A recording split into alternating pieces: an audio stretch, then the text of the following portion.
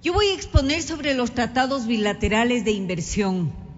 Sé que en el Comité Ejecutivo la resolución presentada por el Ecuador no fue bien acogida. Sé que hay países que creen que este es un tema que no debe ser tratado en este foro. Yo creo que sí, y como Ecuador creemos que sí se debe tratar en este foro estos temas. Pues los tratados bilaterales de inversión inicialmente fueron propuestos para fomentar y proteger las inversiones recíprocas y favorecer el crecimiento de los países de menor desarrollo. Sin embargo, estos tratados han producido efectos contrarios a los esperados, ya que en los tribunales arbitrales internacionales no siempre se garantizan los intereses colectivos, sino se garantizan los intereses de las empresas. Fácil decir, me dirán ustedes, pero yo les voy a decir a cambio que les voy a probar lo que acabo de decir. De acuerdo al propio CIADI, a sus estadísticas publicadas en el informe 72248 sobre la carga de casos del CIADI, estadísticas de edición 2013-1, entre 1972 y el 2012, los tratados bilaterales de inversión fueron invocados para establecer jurisdicción de ese centro en el 63% de los casos. Fueron los tratados bilaterales. Apenas el 20% de los casos, en el 20% de las controversias, se invocó al contrato entre el Estado parte y el inversor. Es decir, fueron los TBIs los instrumentos que sirvieron para establecer jurisdicción. Y la tendencia es a invocar cada vez más los tratados bilaterales de inversión. Para el año 2012, el porcentaje subió a 67% de los casos y apenas el 13% de los casos se invocó al contrato entre las partes. Es decir, las decisiones de los árbitros al interpretar expansivamente las cláusulas de los tratados buscan esquivar las decisiones del Poder Judicial de los Estados parte, no sometiéndose a su jurisdicción, y además omiten la consideración de las cláusulas establecidas en los contratos.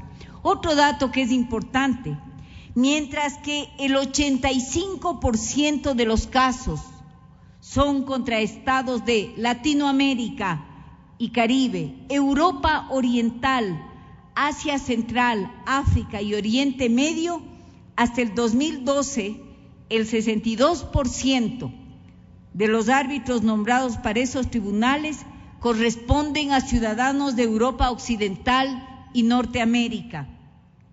Esto no es una coincidencia. La mayoría de los países estamos siendo juzgados por la minoría del mundo. Como es de conocimiento público, desde su creación, el presidente del Banco Mundial ha sido un ciudadano estadounidense y es este funcionario quien ejerce ex oficio la presidencia del Consejo de Administración del CIADI.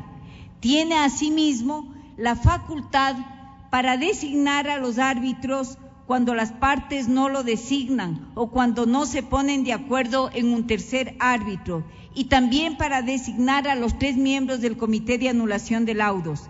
Este sistema de solución de controversias inversionista-Estado amenaza la política pública de los Estados parte en materias como la reestructuración de la deuda pública, como en los casos Ablacat contra Argentina y Alemagni contra Argentina, las medidas tributarias, como en los casos Occidental contra Ecuador y Yucos contra Rusia, la salud pública, como en los casos de Philip Morris contra Australia y Philip Morris contra Uruguay, y el medio ambiente, como en los casos Renco contra Perú y Metalclad contra México, el acceso a los servicios públicos, como en los casos de Enron contra Argentina o Suez contra Argentina, y la soberanía de los recursos naturales, como en los casos Churchill Mining contra Indonesia, Perenco contra Ecuador y Burlington contra Ecuador.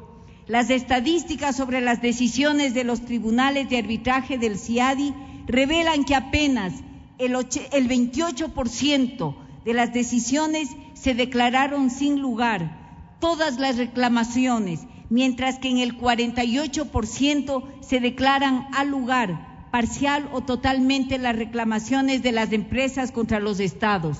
Esta tendencia es cada vez más favorable a las empresas. Solamente en el 2012 las decisiones a favor de los estados parte se redujeron a 11%, mientras que a favor de las empresas subieron a 63%.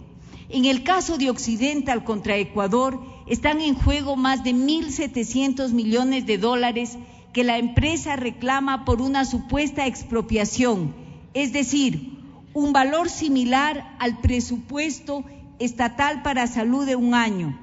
El laudo arbitral establece con claridad el incumplimiento del contrato por parte de la empresa al transferir los derechos de ese bloque petrolero a una tercera persona jurídica sin el conocimiento ni autorización del Estado ecuatoriano, y reconoce que el contrato determina esa como una causa de caducidad del contrato en el laudo arbitral del CIADI. Sin embargo, ese mismo laudo plantea que la declaración de caducidad de contrato es una medida excesiva, porque la empresa Oxy actuó por desconocimiento y no por mala fe.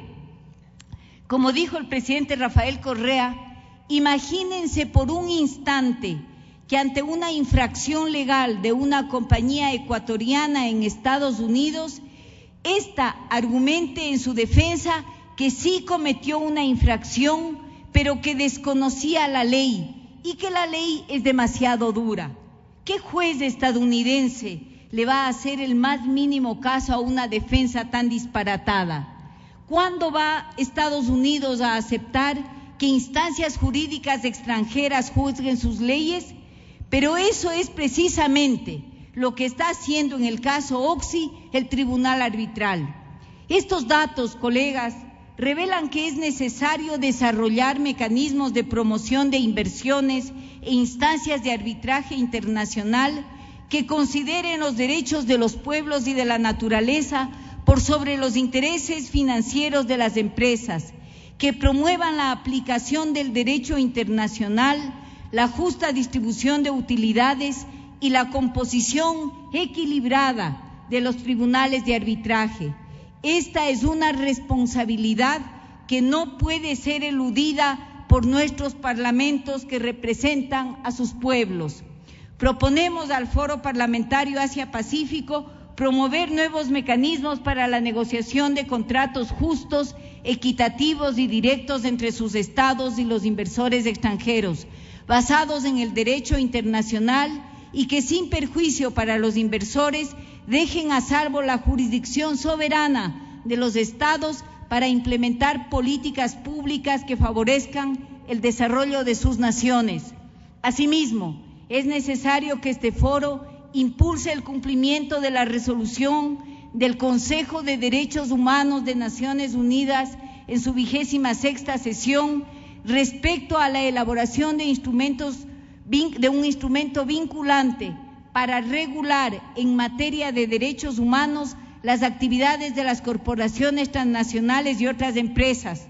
Finalmente, proponemos a este foro incluir una resolución para rechazar los abusos de los recursos judiciales, los abusos de los mecanismos extrajurídicos, las campañas maliciosas y los instrumentos de presión geopolítica que emplean las grandes corporaciones transnacionales contra los estados, como son los casos de Chevron y Occidental contra mi país, Ecuador. Gracias.